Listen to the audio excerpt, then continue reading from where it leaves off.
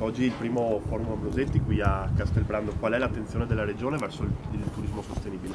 L'attenzione è forte, al punto tale che io ho voluto questo forum, è una mia idea e nasce dal fatto che queste colline patrimonio dell'umanità debbano indicare la via sempre di più nel futuro per quello che è il turismo sostenibile, che è quello del rispetto dell'ambiente, che è quello di lasciare ai posteri, patrimonio dell'umanità, un territorio che sia assolutamente inalterato e rispettato. Sostenibile vuol dire anche ovviamente tutto il territorio, il Veneto è anche appunto realtà di parchi, ma c'è Venezia che è delicatissima.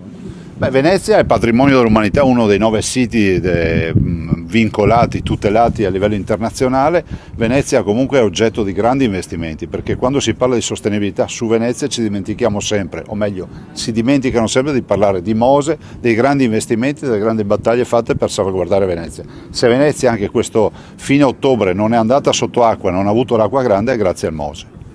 E questo vuol dire anche sostenibilità per le persone disabili.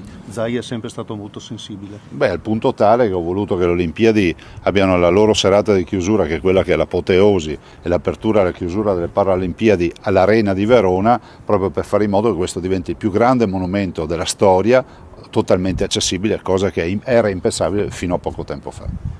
A novità dolce e salato in Viale Veneto a Sottomarina, tra le specialità di Chioggia, il venerdì trovi anche le golosità portate da Napoli, dalle 1000 varianti di bussolà al casatiello, dai panini nostrani ai formati campani, panini ricchi e gustosi con ingredienti della cucina campana e tante specialità, non solo salato ma anche tanti dolci gustosi con ingredienti speciali, golosi rulli farciti e gustosi torroni.